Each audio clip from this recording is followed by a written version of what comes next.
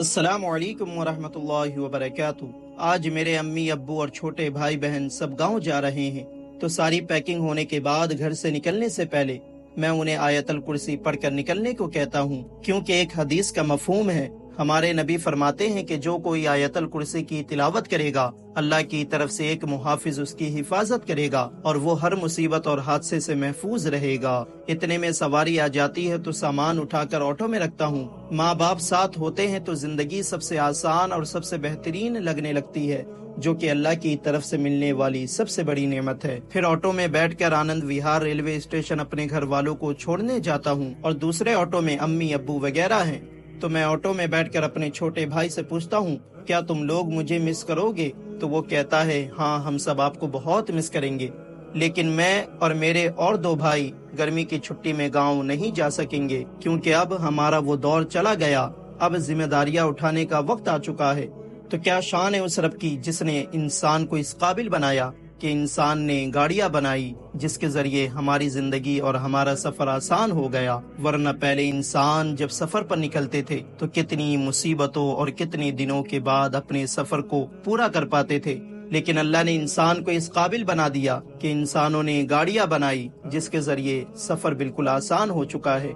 हमारे ये भाई हमें आनंद विहार ले ही जा रहे थे कि रास्ते में किसी गाड़ी वाले की खुद की गलती थी, लेकिन वो इस बेचारे ऑटो वाले पर चिल्लाने लगता है और वो इन्हें मारने भी आ जाता है और ये भी गुस्से में आ जाते हैं। लेकिन मैं उन्हें ऐसा नहीं करने देता और मैं दोनों का गुस्सा कम करवाता हूँ और इन्हें जल्दी से यहाँ से निकाल कर आगे बढ़ाता हूँ।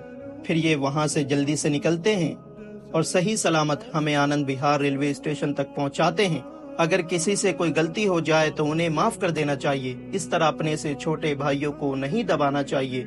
इसी तरह हमारे कितने भाई दूर गांव से शहर में आकर अपने घर वालों से दूर रहकर कमाते हैं और सिर्फ अपने घर वालों का सोचकर ये लोग बहुत सी बेइज्जती बर्दाश्त कर लेते हैं, वरना अल्लाह ने इन्हें भी हाथ पैर जुबान दिया है। ये लोग सिर्फ अपने घर वालों का सोचकर हर एक बेइज्जती बर्दाश्त कर लेते हैं। तो हमेशा एक दूसरों की इज्जत करनी चाहिए और दूसरों की गलती को माफ कर देना चाहिए।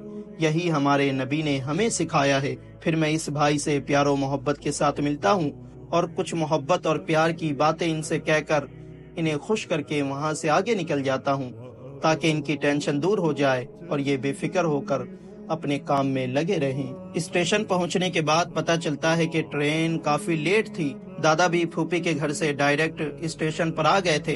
दादा जान भी अब्बू जान के साथ गांव जा रहे हैं, तो दादा से प्यार और मोहब्बत के साथ बातें करता हूँ और दादा की दुआएं लेता हूँ। फिर ट्रेन आ जाती है तो सबको ट्रेन में बैठाने के बाद सवारी पर बैठने की दुआ पढ़वाता हूँ। हमारे नबी जब भी सफर पर निकलते थे तो सवारी पर बैठने के बाद 3 मरतबा अल्लाहु अकबर पढ़ते थे। फिर सवारी में बैठने की ये दुआ पढ़ते थे, अल्हम्दुलिल्लाहिल्लज़ी सख्खर लना हाज़ा वमा कुन्ना लहू मुक़रिनीन व इन्ना इला रब्बिना लमुनक़लिबून। पाक है वो जात जिसने इस सवारी को हमारे कब्जे में कर दिया और उसकी कुदरत के बगैर हम इसको कब्जे में करने की ताकत नहीं रखते थे, और हमें भी एक दिन अपने रब की तरफ ही जाना है।